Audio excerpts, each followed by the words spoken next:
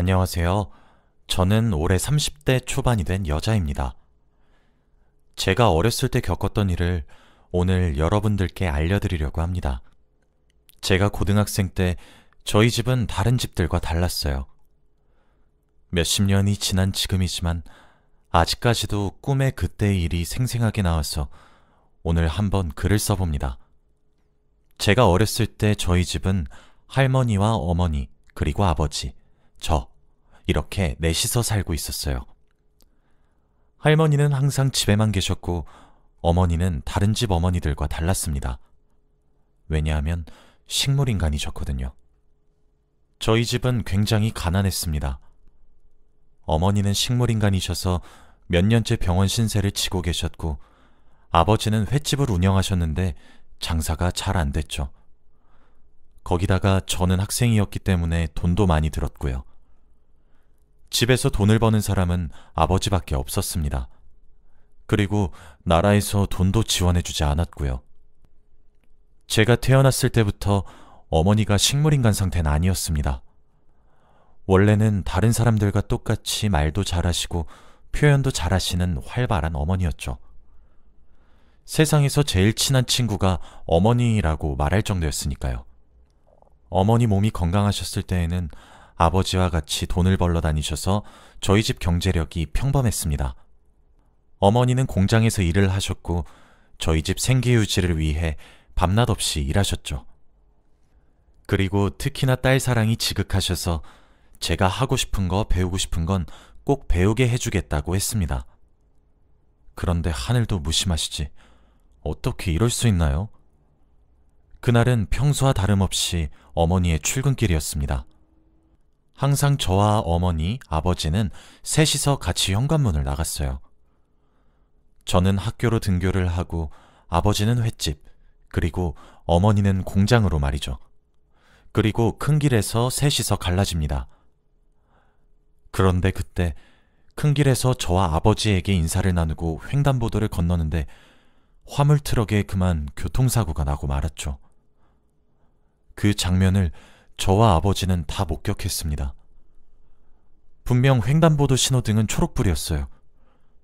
그런데 그 차의 브레이크 고장으로 어머니가 크게 다치고 말았습니다. 저와 아버지는 그날을 잊을 수가 없어요. 다시 생각해도 눈앞이 아찔합니다. 그때 처음으로 어머니를 잃을 수도 있다는 생각을 했던 것 같아요. 그리고 병원에서는 다행히 수술은 잘 끝냈지만 식물인간 상태라고 하셨습니다. 저와 아버지는 절망적이었어요. 몇 시간 전까지만 해도 해맑게 웃으면서 이야기를 나누던 저희 셋인데 이렇게 갑자기 사고가 나다뇨. 어머니는 우리 집 생계 유지를 위해 평생을 헌신했습니다. 그런데 어떻게 이럴 수 있나요? 결국 어머니는 눈을 뜨지 못한 채로 병원 신세를 져야 했습니다. 저희 집 분위기는 그때부터 조금 바뀌었어요. 어머니 한 명이 집에 없는데 분위기가 삭막해지고 차가워졌죠. 그렇게 몇 년을 살았습니다. 그런데 엎친 데 덮친 격으로 아버지의 횟집도 장사가 점점 안 되고 있었어요. 어머니와 두 분이서 돈을 벌 때에는 그래도 평범한 축에 속했는데 아버지 혼자 외벌이를 하는 것도 모자라 장사도 예전만큼 잘 안 되어 적자가 되고 말았죠. 거기다가 어머니 병원비까지 나가니까요. 저희는 대출을 받으면서 생활비를 충당해야 했습니다. 그렇게 지낸 지 몇 년이 지났어요. 저는 고등학생이 되었고 아버진 여전히 횟집 장사를 하고 있었죠. 할머니는 늘 집에만 계셨고요. 그런데 아버지에게 충격적인 일이 일어나고 말았습니다. 아버진 여느 때와 다름없이 횟집에서 장사를 하고 계셨어요. 그런데 그날 한 손님이 와서 회를 포장해달라고 했다고 합니다. 당연히 아버지는 회를 포장했죠. 그런데 그 손님이 왜 이렇게 양이 적냐며 더 넣으라고 명령식으로 아버지한테 말했대요. 아버지는 최대한 많이 넣어드린 거라고 사정사정했지만 그 사람은 자신의 뜻을 굽히지 않았습니다. 결국 말싸움까지 갔고 그러다가 그 손님이 아버지한테 먼저 폭력을 휘둘렀다고 해요. 그런데 아버지는 한 대도 때리지 않고 일방적으로 맞으셨다고 합니다. 지나가던 행인들이 경찰에 신고를 해서 결국 아버지는 상황을 끝낼 수 있었습니다. 그리고 경찰서로 갔죠. 그런데 경찰이 아버지한테 하는 말은 정말 가관입니다. 아버지의 얼굴은 만신창이가 돼서 얼굴을 알아볼 수도 없는 지경이었는데 그 남자는 멀쩡했어요. 아버진 경찰관들한테 억울하다고, 절대 아니라고 거의 울고 불면서 말했지만 믿어주지 않았습니다. 그러면서 경찰들은 그렇게 억울하시면 왜 억울한지 이유를 증명하는 글을 써서 제출해야 한대요. 아버진 너무 당황스럽고 어이가 없어서 미칠 지경이었기에 그 상황에서 펜을 잡고 글을 쓸 정신이 없었답니다. 결국 그날 아버지가 너무 결백하다고, 절대 그렇지 않았다고 주장을 해서 경찰이 거짓말 탐지기를 했는데 아버지가 너무 긴장을 하셨는지 결국 아버지가 휘두르지 않았다는 것이 거짓으로 나오고 말았습니다. 무엇보다 그때는 CCTV가 활성화될 시기가 아니었기 때문에 가게 근처에 제대로 된 CCTV 하나 없었어요. 정말 억울해 미칠 지경이셨죠. 결국 그 사건으로 인해 재판까지 갔습니다. 저희 아버지는 피해자에서 한순간에 가해자로 되었고, 저희 아버지에게 폭력을 휘두르던 그 남자는 피해자가 되었죠. 변호사님도 증거가 부족해서 재판에서 이기기 힘들다고 하셨고, 사건 재수사를 할수록 아버지가 가해자로 확정짓는 분위기였습니다. 아버지는 억울하게 감옥으로 들어가게 되었어요. 휘두르지 않았다는 증거 하나가 없어서 억울하게 옥살이를 하게 되었답니다. 피해자라고 주장하는 남자는 합의금을 요청하는데 저희가 돈이 어디 있나요? 당장 내일 먹고 살 돈도 없어서 대출금을 받아서 사는 지경인데요.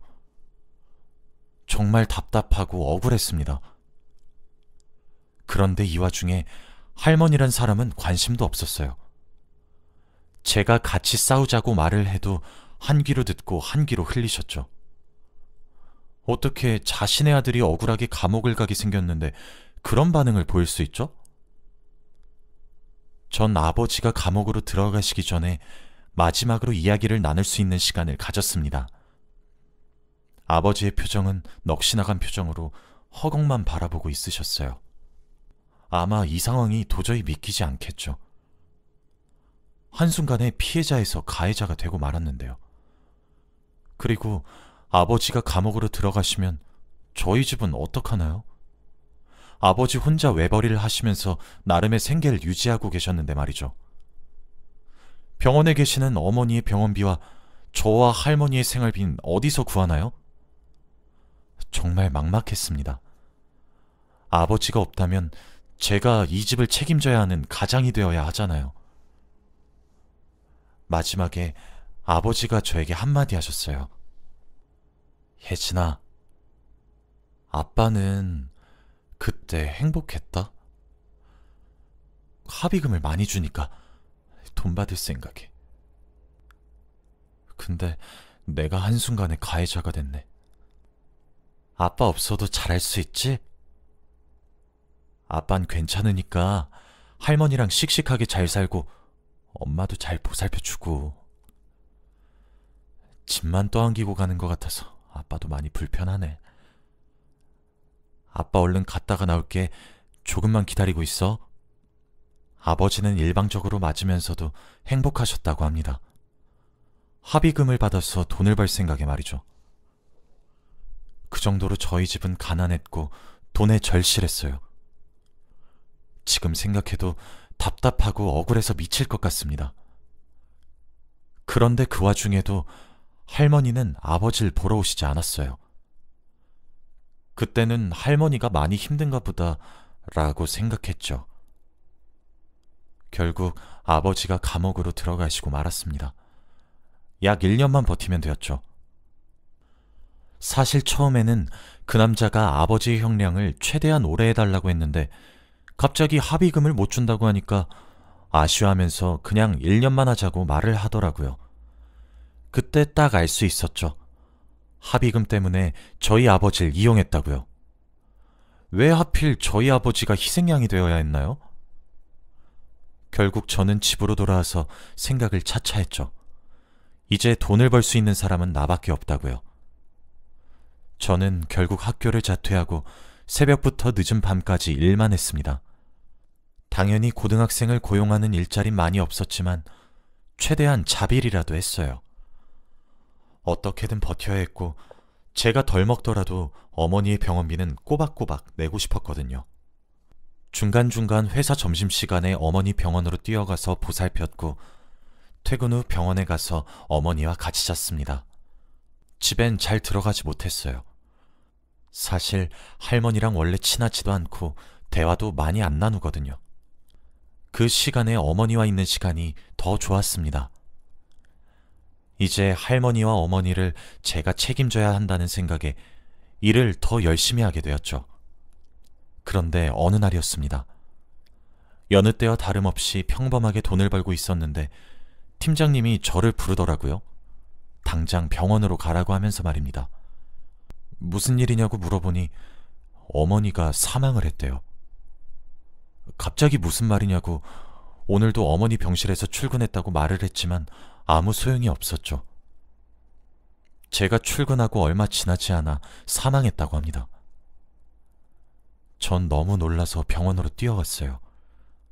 그런데 그곳에는 할머니가 있었습니다. 전 할머니에게 따져 물었어요. 왜 갑자기 잘 살아있던 엄마가 죽은 거냐고요. 오늘 아침까지도 건강했고 의사 선생님도 상태 좋다고 계속 지켜보면 될 것 같다고 긍정적으로 말하셨는데 왜 갑자기 몇 시간 만에 엄마가 죽냐고요. 정말 병원이 터져라 울어대면서 할머니한테 말했습니다. 그런데 할머니는 오히려 덤덤했어요.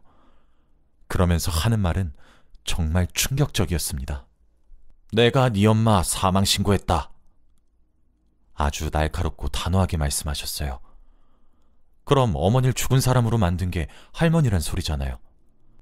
갑자기 왜 그랬냐고, 지금 아버지도 감옥 간 마당에 어머니까지 없는 사람으로 자라게 하고 싶냐고 화를 미친 듯이 냈지만 할머니는 아랑곳하지 않았어요. 이렇게 안 하면 내가 힘들다. 나도 먹고 살아야지. 애는 어른들 일에 관여하지 말거라. 그러면서 차갑게 저를 지나쳐갔습니다. 정말 어이가 없었죠. 화가 미친 듯이 났어요. 어머니의 병원비와 저와 할머니의 생활비를 위해 돈을 열심히 벌고 있었는데 한순간에 어머니가 죽다니요. 저는 평생을 어머니가 깨어나는 게 소원이었습니다. 그런데 저와 상의도 없이 무작위로 어머니를 사망신고를 하셨다니요. 억장이 무너졌고 할머니에 대한 분노가 미친 듯이 났습니다. 할머니가 저를 지나치면서 하는 말이 있었어요. 내가 네 엄마를 돌볼 순 없잖니? 그때 알 수 있었어요. 저희 어머니를 사망신고한 이유가 바로 할머니가 어머니를 보살펴야 할까봐였다는 것을요. 할머니의 이기적인 생각 때문에 저는 삶의 낙을 잃었습니다. 매일같이 점심시간에 어머니 얼굴 볼 생각을 하면서 병원으로 갈 때와 퇴근을 하고 병원으로 갈 때 얼마나 행복한지 몰라요. 그게 하루의 유일한 낙입니다. 그런데 어떻게 그렇게 한순간에 짓밟으실 수 있죠?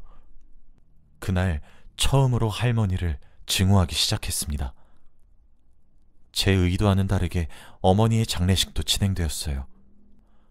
아직도 제 머릿속에는 어머니가 돌아가셨다고 입력이 되지 않았는데 말이죠. 그런데 어머니 장례식 3일 동안 할머니는 절대 오시지 않았습니다. 결국 상주 자리에는 저 혼자 있었죠. 사람들이 수군대는 걸 엿들어 보니 다들 저한테 불쌍하다고 했습니다. 고등학생인데 아버지가 감옥에 갔고 어머니는 식물인간인데 제가 돈이 없어서 어머니 사망보험금 타려고 했다고요. 그리고 제가 학교를 다니지 않는 이유가 학교폭력 때문에 퇴학당했다고 했습니다. 어떻게 사람들은 자신이 믿고 싶은 것만 믿는 걸까요? 아버지는 찌른 적도 없고 저는 어머니의 사망보험금 때문에 제가 먼저 어머니를 사망신고한 적도 당연히 없고 무엇보다 저는 집안의 생계를 유지하기 위해서 돈을 벌기 위해 자퇴를 한 겁니다. 그런데 사람들은 와전된 소문을 믿고 있는 거죠. 한 사람 한 사람한테 찾아가서 그거 아니라고 해명할 힘조차 없었습니다. 어차피 해명해도 결국 그 사람들은 다시 돌아오게 되어 있다고 생각했거든요. 그렇게 어머니의 장례식이 끝나고 저는 집으로 돌아왔어요. 정말 하루가 너무 길었습니다. 어머니가 없으니 돈도 벌기 싫더라고요. 집에는 할머니도 없었고요. 집에는 아직 어머니의 온기가 가득했습니다.